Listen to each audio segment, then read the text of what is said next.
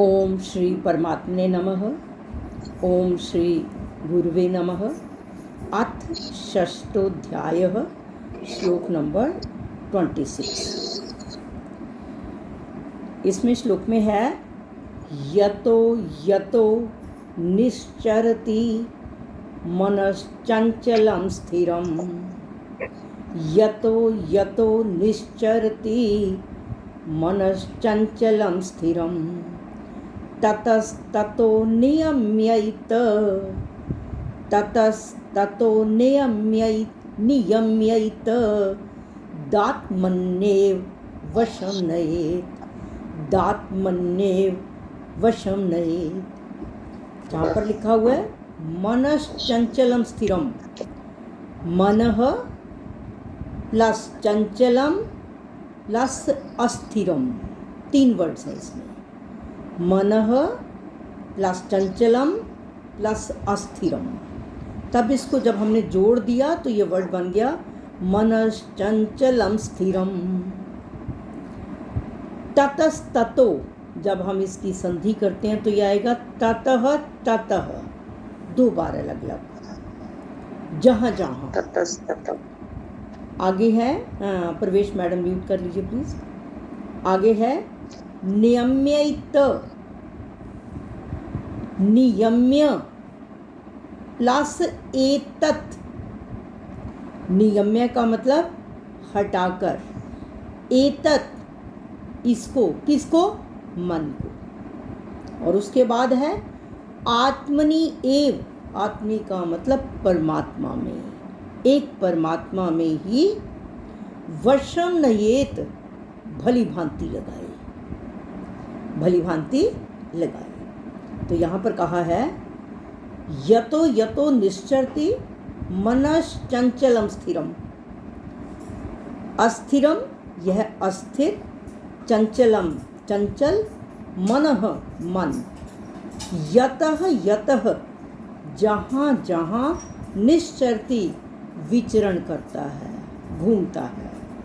यह अस्थिर और चंचल मन जहाँ जहाँ विचरण करता है, ततः ततः, 3rd पार्ट में ततस्ततो लिखा हुआ है, ततः ततः वहाँ वहाँ से, नियम्य हटाकर, एतत् इसको, इस मन को, आत्मनि एव वशम नयेत्, आत्मनि एक परमात्मा में, एव ही एक परमात्मा में ही भली भांति लगाए।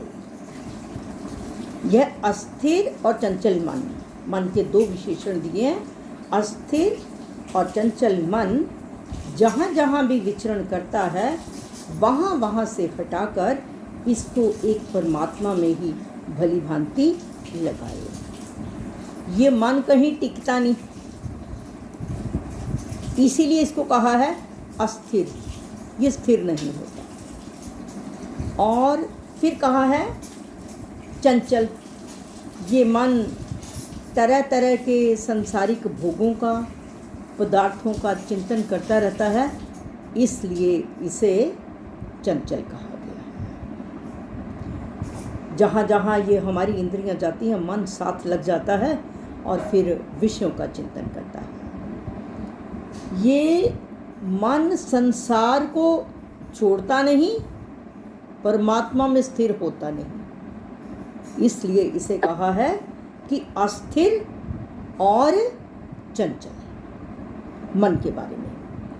और फिर कहा है साधक को चाहिए कि जहाँ जहाँ भी ये मन जाए, जैसे जैसे जाए, जब जब जाए, वहाँ वहाँ से इसको हटाकर बस एक परमात्मा में लगाए।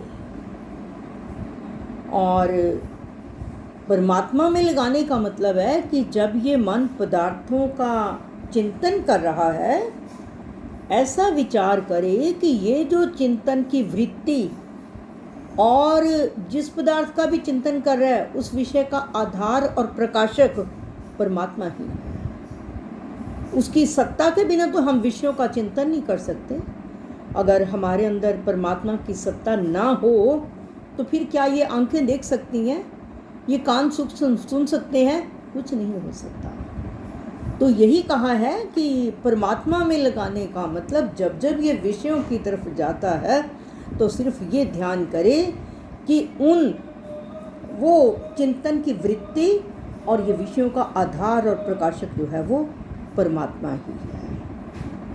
और जैसे जैसे चिंतन करने में हमें कई बार क्या होता है कि जब इंसान परमात्मा का ध्यान करने लगता है, जब हम कोई रसोई का काम कर रहे हैं या कोई अन्य संसार के पदार्थ काम कर रहे हैं, तब नहीं याद आता, तब नहीं ध्यान इधर उधर जाता। लेकिन जब हम परमात्मा का स्मरण करने बैठते हैं, वह विषयों का चिंतन तभी होता है। किसी का राग याद आ गया, किसी का द्वेष याद आ गया, किसी का क्रोध याद आ गया, या कोई और खाने की चीज़ में ध्यान चला गया, जाप करते हुए या परमात्मा का स्मरण करते हुए बस ये मन जो है इधर उधर भटकता ही रहता है। लेकिन हमें इससे घबराना नहीं चाहिए। ये है कि जब ये मन खाली होएगा तो इसको तो मौका तभी मिलना ही है इधर उधर भटकने का। हम बिल्कुल अपने आप को निर्विचार करने की कोशिश करते हैं, लेकिन वो इधर उधर की बातें आ जाती हैं। लेकिन उससे घबराना नहीं चाहिए। ये समझना चाहिए कि मेरा उद्देश्य परमात्मा का बन गया है। अब ये जो चिंतन मेरा इस समय आ रहा है, मेरे अंदर से संसार का भरा हुआ जो कूड़ा कचरा है वो निकल रहा है। इस समय जो याद आ रहा है परमात्मा के स्मरण करते हुए, ये मेरे अंदर जो कुविचार भरे पड़े हैं वो निकल रहे हैं और नए संस्कार जो हैं मुझे मिल रहे हैं। तो कोशिश ये होनी चाहिए। इस कारण कहा गया है कि हमें उसी समय पर याद आता है।